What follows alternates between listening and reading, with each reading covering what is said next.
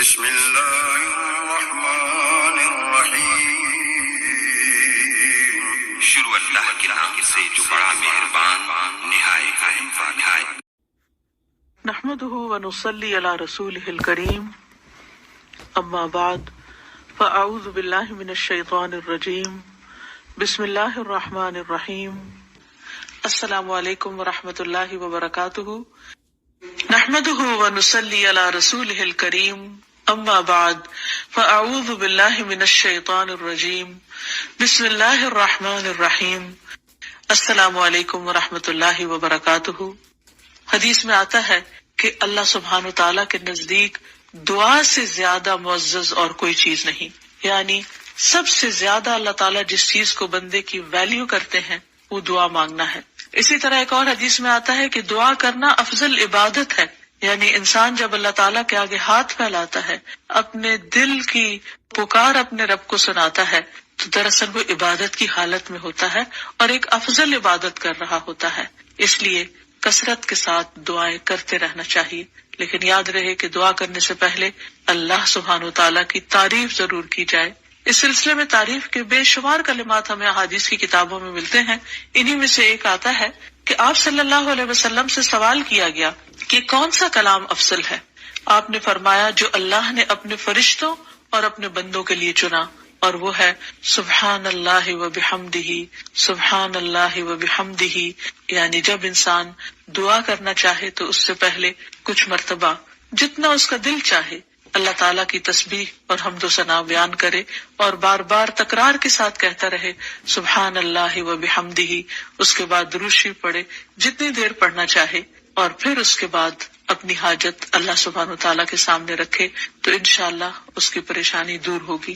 جہاں تک گھریلو پریشانیوں کا تعلق ہے تو اس میں ہم دیکھتے ہیں کہ ہر گھر کے اندر کوئی نہ کوئی چیز ایسی ہو جاتی ہے کہ جس سے باہمی تعلقات میں بدمزگی پیدا ہو جاتی ہے۔ بعض افراد کی طبیعت میں غصہ زیادہ ہوتا ہے، بعض لوگ جھگڑالو ہوتے ہیں، بعض لوگ شکی مزاج کے ہوتے ہیں، بعض لوگوں کو اونچا بولنے کی عادت ہوتی ہے، بعض لوگ دوسروں کو مختلف باتوں پر زج کرتے رہتے ہیں، بعض لوگ اپنی ذمہ داریوں کو ٹھیک سے نہیں نبھاتے۔ تو یہ تمام چیزیں صرف نہ یہ کہ ایسے انسان کو خود بلکہ اس کے آس پاس رہنے والوں کو اذیت میں مبتلا کر دیتی۔ اب اس میں انسان بعضوں کو سمجھانے سے بھی کام لیتا ہے، دوسروں سے بھی مدد لیتا ہے، لیکن پھر بھی مسئلہ حل نہیں ہوتا۔ تو صحابہ کرام تو اپنی جوتی کا تسمہ بھی ٹوٹ جاتا تو اللہ سبحانہ تعالیٰ سے مانگتے تھے۔ تو اگر گھر کے اندر کسی قسم کی ناچاکی یا پریشانی ہے تو اس سلسلے میں بھی ہمیں اللہ تعالیٰ کی طرف رجوع کرنا چاہیے، اور پھر اس کے ساتھ ساتھ دوسرے کو جو مشکل پیدا کر رہا ہے سمجھانا بھی چاہیے۔ جہاں تک لڑائی جھگڑے کا تعلق ہے تو اسے منافقت کی علامت بتایا گیا۔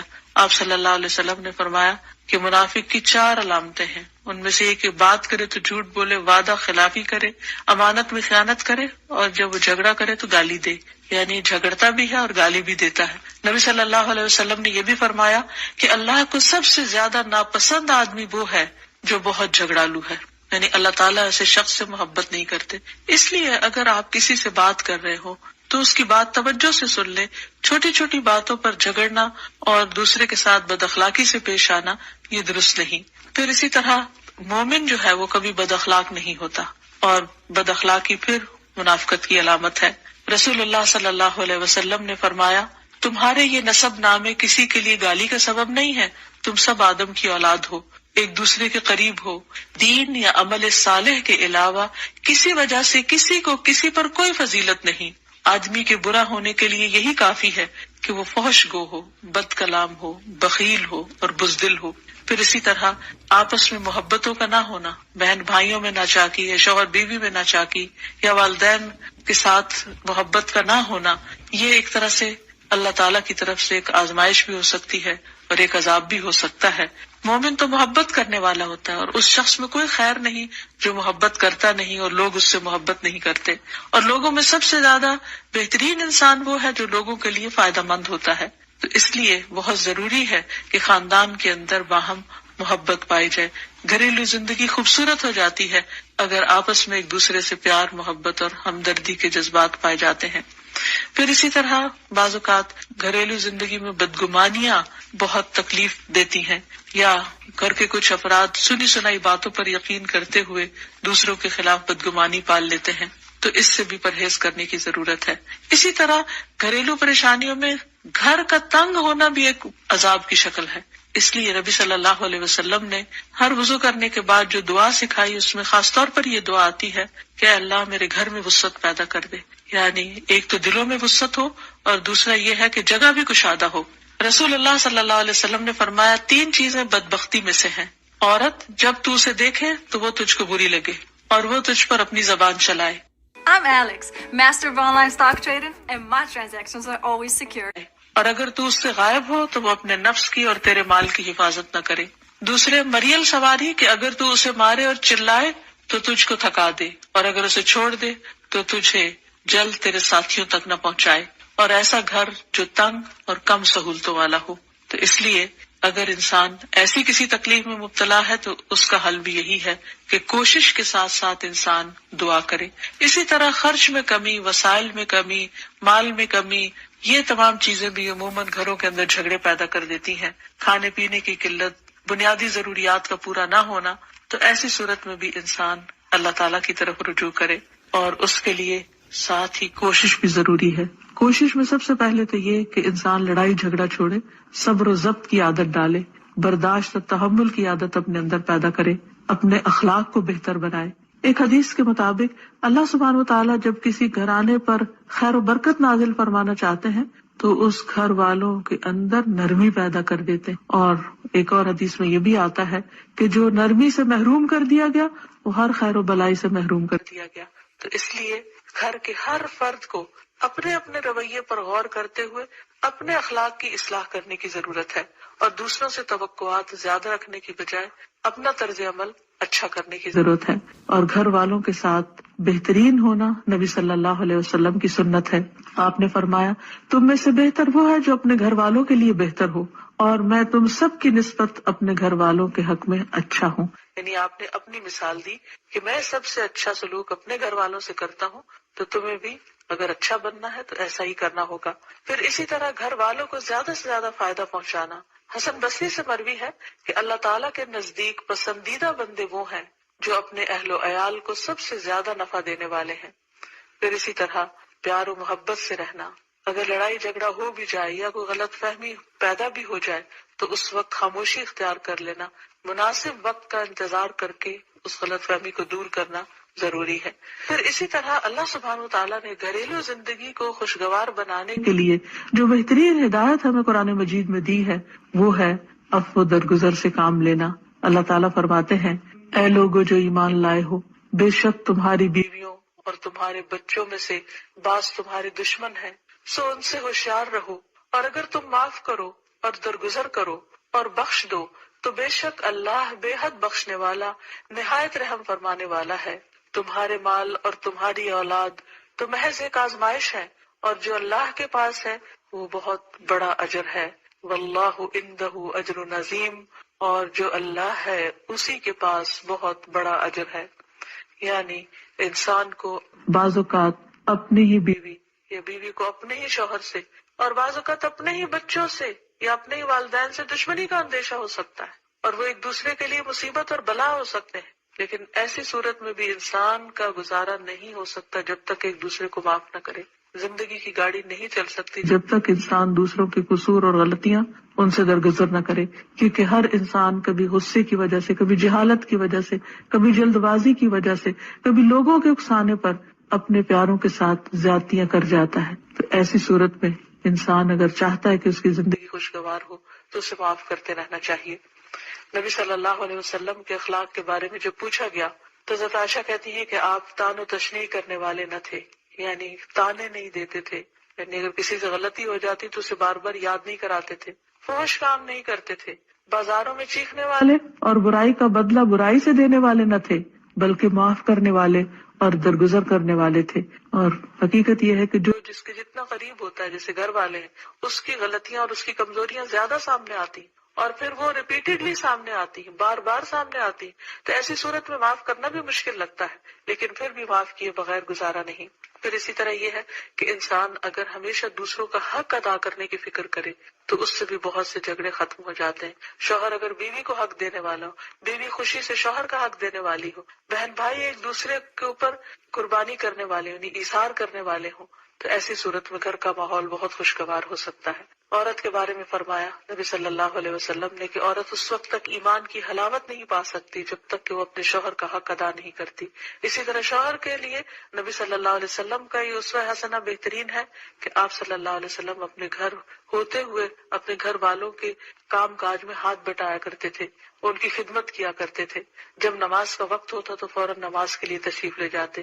آپ اپنے چھوٹے چھوٹے کام خود کر لیا کرتے تھے. یعنی اس سے بھی یہ پتہ چلتا ہے کہ خوشگوار گھریلو تعلقات میں دوسرے پر بوجھ نہ بننا ایک بہت اہم نقطہ ہے، کیونکہ اگر ہر انسان اپنی ذمہ داری خود لے لے تو دوسروں کے لیے وہ خوشگوار ہو جاتا ہے. پھر اسی طرح گھر والوں کو اگر کوئی غم، تکلیف یا پریشانی ہو تو اس موقع پر اپنے اختلافات کو بھول کر ان کی مدد کرنا، ان کی کیئر کرنا اور ان کی دلجوئی کرنا یہ بھی بہت ضروری ہے.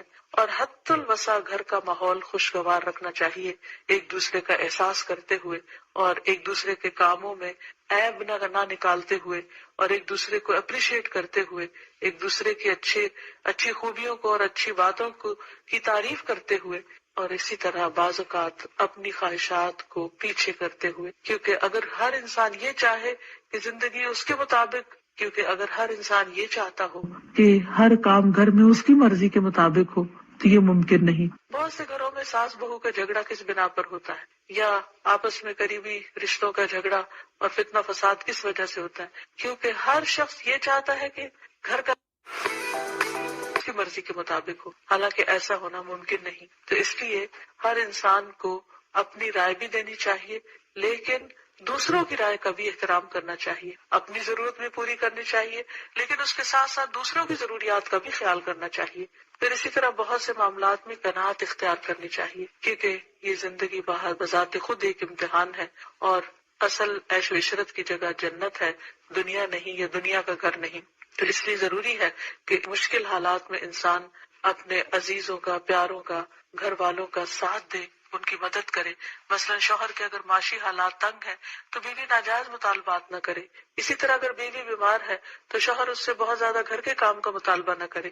تو ایک دوسرے کے حالات کی رعایت کرتے ہوئے اگر انسان ایک دوسرے سے توقعات رکھے تو اس سے بھی حالات بہت خوشگوار ہو سکتے ہیں. اور پھر یہ کہ ہمیشہ دوسروں کی چھوٹی چھوٹی ایفرٹ پر ان کے لیے شکر گزاری کے جذبات ہونے چاہیے. مثلا اگر کوئی آپ کو گھر میں پانی پلا دے تو آپ اس پر بھی شکریہ بولیں. ہم عام طور پر اگر گھر سے باہر کہیں ہوتے ہیں اور کوئی ہمارے ساتھ تھوڑے سا بھی احسان کا معاملہ کرے تو ہم اس کے احسان کو مانتے ہیں، لیکن گھر والوں کا احسان ماننا ایک مشکل کام لگتا ہے. تو اس لیے اگر ہم چاہتے ہیں کہ گھریلو زندگی خوشگوار ہو تو اس میں گھر والوں کے احسان کو بھی ماننا ضروری ہے. اور پھر چھوٹی چھوٹی اذیتوں کو بہت مینشن نہیں کرنا چاہیے، ان کا ذکر نہیں کرنا چاہیے، ان پر صبر کرنا چاہیے. تو جو شخص شکر اور صبر سے کام لیتا ہے اس کی زندگی لازماً خوشگوار ہوتی ہے. لیکن اس کے باوجود بھی اگر گھریلو زندگی میں تنگی ہو، تکلیف ہو، آپس کی ناچاکی ہو، دشمنی ہو، پریشانی ہو، بہت بے چینی ہو، تو پھر اللہ سبحانہ وتعالیٰ ہی کی طرف رجوع کرنا چاہیے.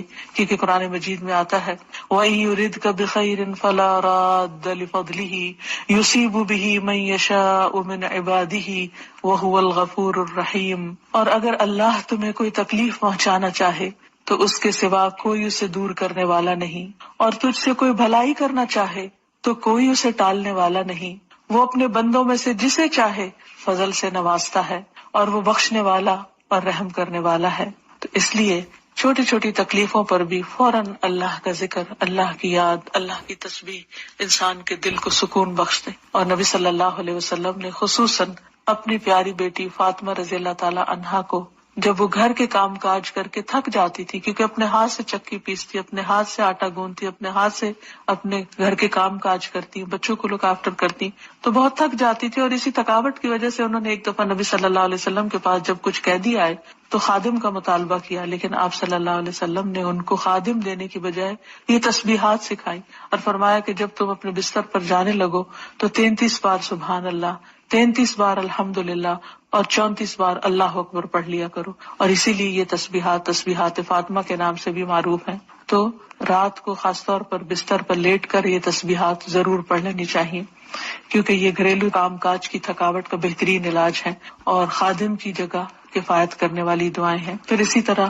گھر میں وسعت اور کشادگی کی دعا، اللہم اغفر لی ذنبی ووسع لی فی داری وبارک لی فی رزقی، اے اللہ میرے گناہ معاف کر دے، میرے گھر میں وسعت پیدا کر دے اور میرے رزق میں برکت عطا کر دے۔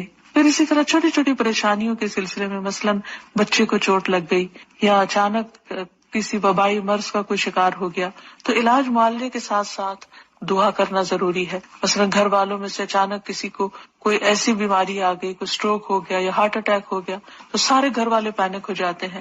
ایسی صورت میں پریشانی کا صرف اظہار کرتے رہنے سے اور غمگین رہنے سے مریض کی مدد نہیں کی جا سکتی، تو اس موقع پر اللہ تعالیٰ سے دعا کرنی چاہیے۔ اور ایک بہت خوبصورت دعا جو نبی صلی اللہ علیہ وسلم نے حضرت اسماء بنت امیس کو سکھائی تھی کہ آپ نے فرمایا، کیا میں تمہیں ایسے کلمات نہ سکھاؤں جن کو تم پریشانی کے وقت پڑھا کرو؟ اور وہ کلمات ہیں، اللہ اللہ ربی لا اشرک بہ شیئا، اللہ ہی میرا رب ہے، میں اس کے ساتھ کسی چیز کو شریک نہیں بناتی۔ اور آخر میں یہ کہ گھر والوں کی باہمی محبت اور الفت اور تعلقات کی بہتری کی دعا کرنی چاہیے، جو پیارے نبی صلی اللہ علیہ وسلم نے ہمیں سکھائی ہے۔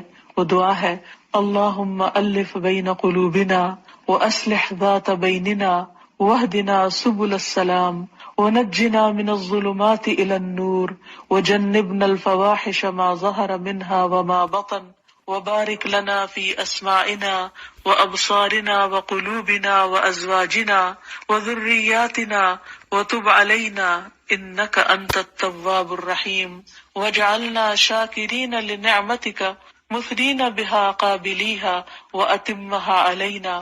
اے اللہ ہمارے دلوں میں الفت پیدا فرما دے اور ہمارے آپس کے معاملات کی اصلاح کر دے، ہمیں سلامتی کے راستوں کی رہنمائی فرما اور ہمیں اندھیروں سے نجات دے کر نور کی طرف لیا، اور ہمیں تمام ظاہری اور چھپی بدکاریوں سے محفوظ رکھ، ہمارے کانوں اور ہماری آنکھوں اور ہمارے دلوں اور ہماری گھر والیوں اور ہمارے بچوں میں برکتیں عطا فرما، ہماری توبہ قبول فرما۔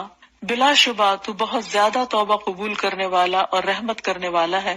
ہمیں اپنی نعمتوں کا شکر ادا کرنے والا بنا اور ان کی تعریف کرنے والا اور ان کو قبول کرنے والا بنا دے۔ ان نعمتوں کو ہم پر کامل فرما دے، یعنی ان نعمتوں کو ہم پر تمام کر دے۔ تو کس قدر جامع اور خوبصورت دعا ہے جو نبی صلی اللہ علیہ وسلم نے ہمیں سکھائی۔ گھریلو زندگی کو خوشگوار بنانے کے لیے ان دعاؤں کو پڑھتے رہنا چاہیے، یاد کر لینا چاہیے، قبولیت کے مواقع پر پڑھنا چاہیے۔ اگر زبانی یاد نہ بھی ہو تو دیکھ کر پڑھ لینا چاہیے، اور اگر ان کا ترجمہ نہ آتا ہو تو اردو میں پڑھنے میں بھی کوئی حرج نہیں، لیکن اللہ تعالیٰ سے مانگتے رہیے، کیونکہ ساری مشکلات کا حل صرف اسی کے پاس ہے۔ وآخر دعوانا ان الحمد للہ رب العالمین۔